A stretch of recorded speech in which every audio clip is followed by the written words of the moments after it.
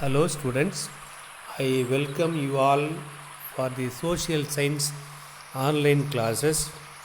Today we are going to see the continuous topic of physical division of India. This is another topic for the Indian river system. The Indian river system, how they form the river, what is the uses of the river, these are all going to see now. Before that, what are the perennial rivers, what are the Himalayan rivers, these characters we are going to discuss today. The drainage system of India. Drainage means vadigal.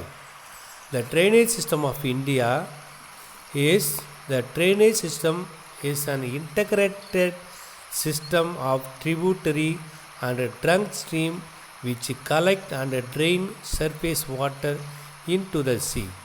Tributary means in Tamil கிளையாறுகள். Trunk means in Tamil முதன்மையாறு. முதன்மையாறுகளும் கிளையாறுகளும் ஒருங்கிணைந்து நீர் நிலைகளின் மேல் உள்ள ஆறுகளை கொண்டு கடலில் சேர்த்தல். இதுதான் ஆறுகளுடைய வேலை. எங்கே சேர்க்குதுன்னா lake or some other body of water. The total area drained by a river and a tributary is known as a drainage basin. The drainage pattern of an area is a result of geological structure of the respective area. ஒரு ஆறு எந்த நிலையில் உருவாகுதுன்னு பார்க்கும்போது அந்த புவியியல் அமைப்பை பொறுத்து அந்த பகுதியில் ஆறுகள் உருவாகுது. What are the purposes for the rivers? The rivers system provides irrigation, drinking water, navigation, power as well as grant livelihood for a large number of population.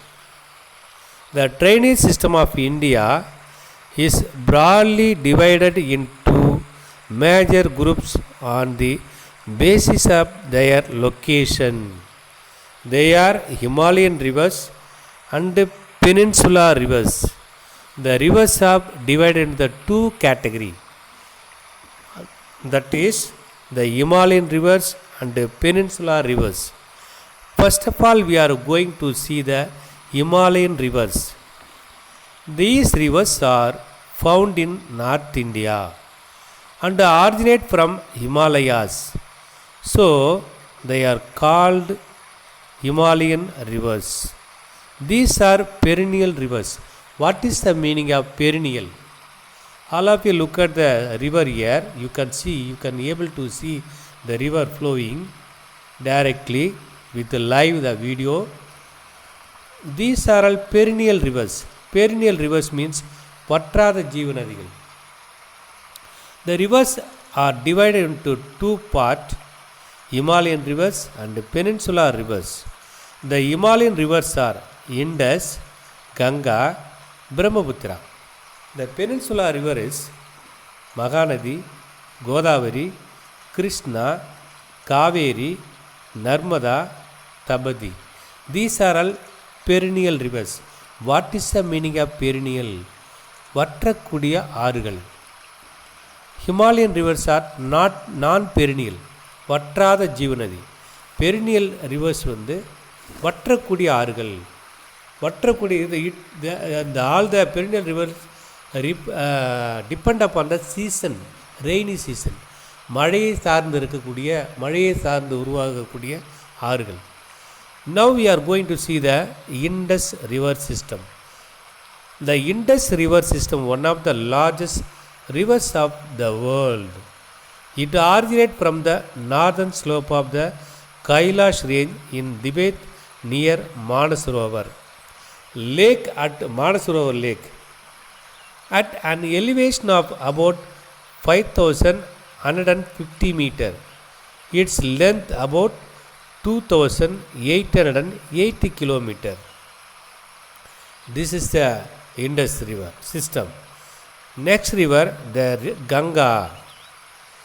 The Ganga river system is the largest drainage system of India. It extended over an area of 8,61,404 square kilometer in India. The Ganga plain is the mostly densely populated place in India, and many towns are developed on the banks of this Ganga river. Gangai Kareoram. The river Ganga originates Bhagirathi from the Gangotri glacier in Uttarakashi district of Uttarakhand. The length of the river Ganga is about 2525 km. The characteristic of Himalayan river. What are the characters? You can be able to see the rivers here. What are the characters? Where are they going? The characteristics Himalayan rivers originate from Himalayas, long and wide. Now you can see the rivers are very small, but after the certain places passing the water, small water, long and wide, perennial in nature, unsuitable for the hydropower generation. We cannot be able to take a power generation in this river. Middle and lower courses navigable. We can see able to see the navigable ஆற்று பயணம் இந்த ஆறுகளால் செய்ய முடியும். These are all characteristic of Himalayan rivers. The peninsular rivers. The rivers in South India are called the peninsular rivers. Most of the rivers originate from the Western Ghats. These are seasonal rivers. They have large season. These rivers flow in valleys with steep gradients based on the direction of flow. Peninsular rivers are divided into west flowing rivers and east flowing rivers. The peninsular rivers, தீபகற்ப பகுதியில் உருவாகக்கூடிய இந்த ஆறுகள் ரெண்டாக பிரிக்கிறோம். கிழக்கு நோக்கி பாயும் ஆறுகள், east flowing rivers. Mahanadi, the river Mahanadi originates near Shiva in Rajput district of Chhattisgarh and flow through the Odisha. Its length 851 km. Next rivers, the Krishna river. The river Krishna originates from the spring at a place called the Mahabalishwar in western Ghats of Maharashtra. Kaveri. The river Kaveri originates Talai Kaveri, Kudagu hills of Karnataka. Its length is 800 km. The river Kaveri is called the Dakshin Ganga or Ganga of South Aranagiri. Hemavati, Kabini, Bhavani, Amaravati, Noel. These are all tributary of this river. This river originates in Karnataka district. While entering in Tamil Nadu, the Kaveri continues through a series of twice wild gorges until the reaches of Okerakkal Falls and flows through a straight narrow gorge near Salem. The Kaveri breaks a Srirangam island with two channels, river Karloon and the river at least the empties into the Bay of Bengal and Pumbagar. These are all important rivers in India. The rivers are backbone of agriculture. Agriculture is backbone of living things like human beings and organism. These are all today topic for this today. Next videos, next topic we can see students. Thank you children.